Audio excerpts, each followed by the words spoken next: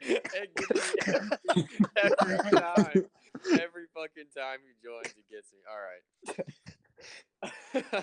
That was My great. name, my name is Tsunami. I'm here with now four of my good friends whom I have played Xbox Live with for a very long time. We're here with Equal Scorpion. We're here with Caninus. We're here with T Drivers, and new to this is Markster.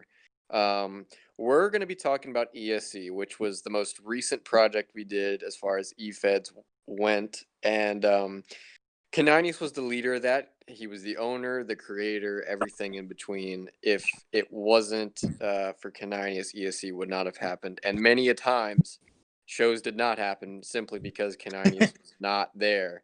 But I'm going to let K9 go ahead and talk about everything he wants to talk about in regards to ESE. Yeah, thanks. Well, first of all, I'm going to say this a little later. Might I just say, ESE was very much a product of the experience that I gained being in XWE. So, and of course, if you're listening to this and you haven't listened to the XWE episode, I highly recommend go back on the channel and look at that, because that is really where all this started. But I digress. ESE. So ESE, which stands for Extreme Showdown Entertainment, this was little known facts to some people. This was originally made on WWE 2K14 as a quote unquote competitor to XWE, but really I just wanted to run a company and have fun playing a game, which were two things that weren't happening in 2014 at XWE. So that was what I wanted the league to be. And honestly, it was good enough for a 14-year-old baby Caninus. The original ESE was actually only me, Toxic, Rewind, Markster, and occasionally Prodigy. We would do a pay-per-view each week because we felt like it. We made up ridiculous matches on the spot, doing these ridiculous promos. And honestly, we were just having fun. We were just seeing how far we could push the game engine at the time, seeing how many tables we could break, how many ladders we could jump off of. It truly was Extreme Showdown Entertainment. And it was beautiful, but it quickly died. That era of ESE, very short-lived, died very quickly. Some of that, I mean, some of that was due to me losing interest with, like, as I was getting more into being a wrestler in XWE, but a lot of that was also just me making the unfortunate decision to buy WWE 2K15 on the Xbox One. For those of you who don't know, WWE 2K20 is a very bad game.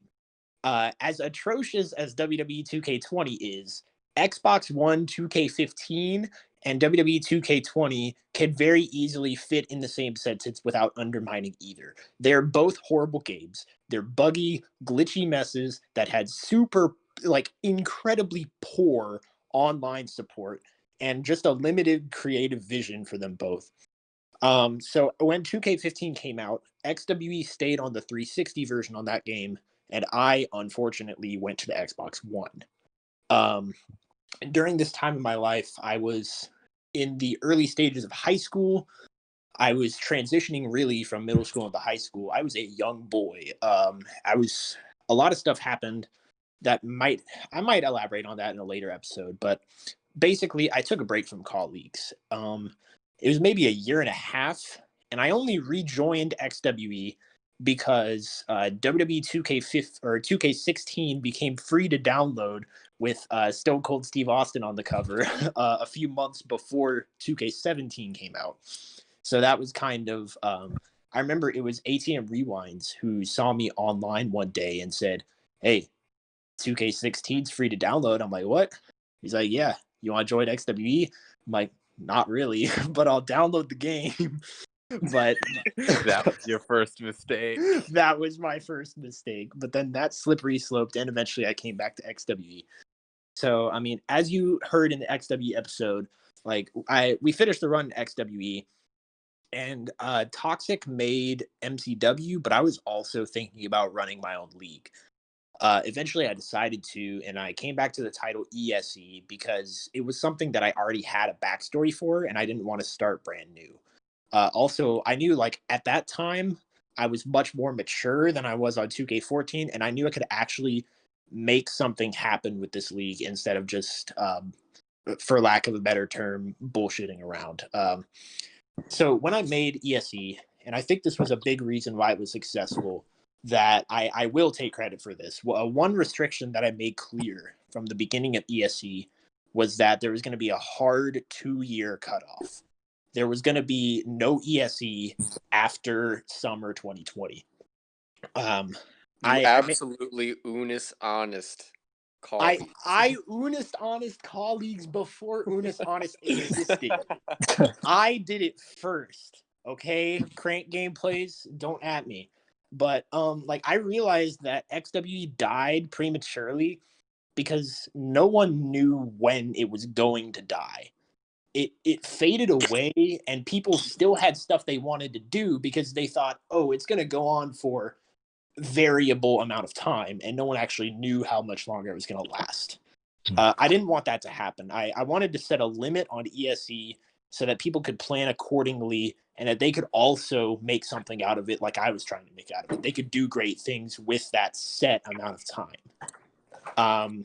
And I mean, we have witnesses here. Like people just took this concept and ran with it. Like I know Tsunami, you were only here for brief stages at ESE, but like what was your experience with that compared to XW? And I'm not putting down XW, but I'm just saying like with the experience that we had gained as like car wrestlers, like what do you think about your time? Well, like everyone was a lot more well versed. Everyone kind of understood what was going on.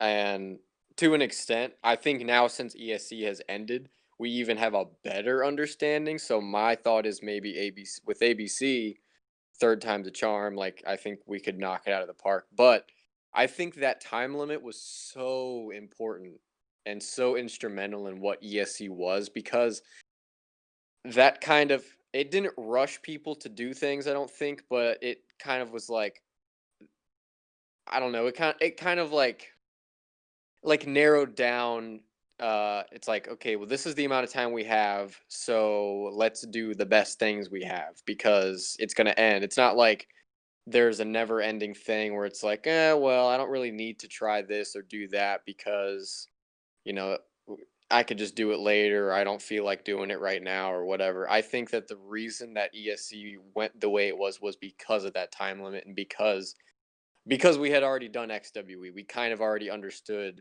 what we had to do. But yeah, I mean that's my take on it. Yeah. And yeah, that's basically what I was going to say next. Like everyone was already used to this idea of sim wrestling at that point, right? We didn't really bring in a whole lot of new people for ESE, and that was intentional. Of course, there would be people that joined later, but to really set the basis of what ESE was, I wanted the XW vets. I wanted the people who had already been through plenty of changes. But I also wanted to introduce new elements like the Golden Standard, for example, which, for those of you who don't know, this was a mini kind of title match at the beginning of each show that rewarded the defender for getting a variable number of defenses in a row. So that was an original idea for ESE that, to my knowledge, no other wrestling company has done. And it's ideas like that and ideas that other members came to me with that really propelled the company to be what it was. So ESE would eventually end, as we were saying, after that 2-year time limit at Cataclysm 2 on Saturday, July 18th, 2020, which also happened to be my 18th birthday. And people largely considered that, like the people who in this community of a little over a dozen active members, like we largely considered that to be the biggest as far as like weighty, like the biggest CAW pay-per-view event they've been a part of. And I think It was 3 nights with full cards. it was 3 nights, which is ridiculous. That's an insane number of And matches. Markster took up 2 of those cards with his calls. Exactly. Yeah, what can I Exactly. say, man? People love and then me. you'd have to People love wait for Markster. That's the thing. He'd do his 3 or 4 matches, but you'd have to wait for a little bit. me. Selfish bastard. Oh man. Yeah, but I mean, ESE, like Cataclysm 2 was amazing.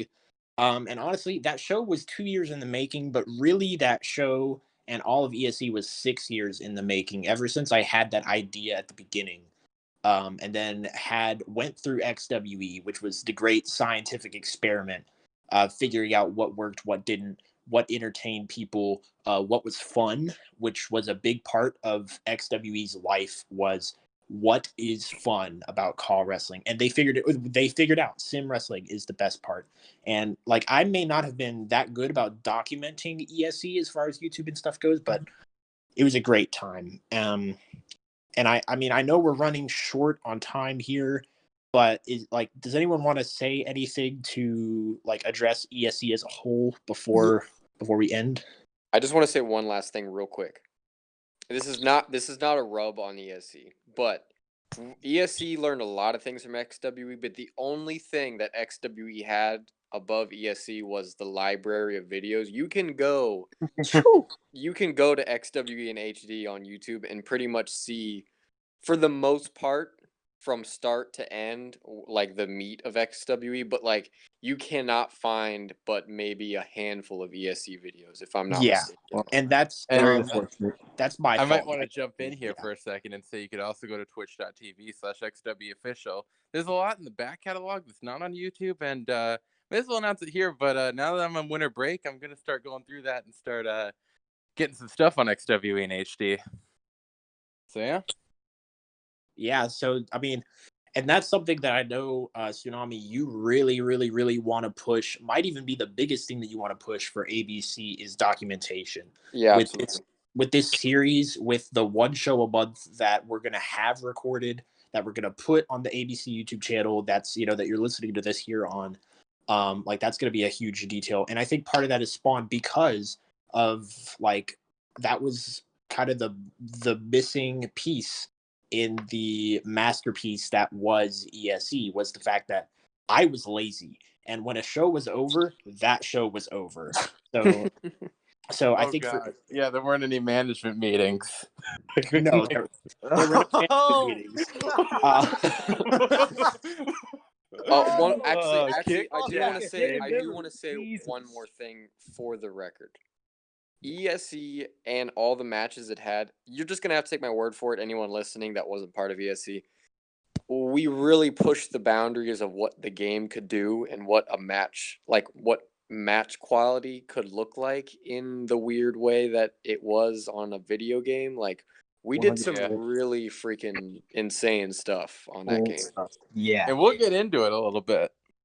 We will get into it, but for now, I think unless anyone else has anything to say, this is Go ahead. kind of out of the blue a little bit. You're talking about the Cataclysm card. Yes. I just wanted to point out here just the whole narrative. All right, thanks everyone for joining us. That's where this video is gonna. Oh man. Go ahead, Markster. Go ahead. Yeah. So a big narrative about Markster here is that Markster has all these cards or whatever, yada yada yada. Listen, I can't help if people like to work with me. All right, it's not like I'm pushing for all these calls to be on the card. People just like working with me. I can't help it. You're a mark for yourself. Good. That makes sense because your name is Marcus and you're a mark for yourself. Okay. No, we're We'll all see marks you in for the next Markster. one. That's how it works. Thank you. Thank you. I mean, honestly, though, ESE, it was a successful experiment, and sadly, it's one that's not on YouTube. But that's something that ABC is going to look to change. And yeah, ESE really paved the golden brick road that ABC is going to walk towards. So, yeah, thanks. Beautiful.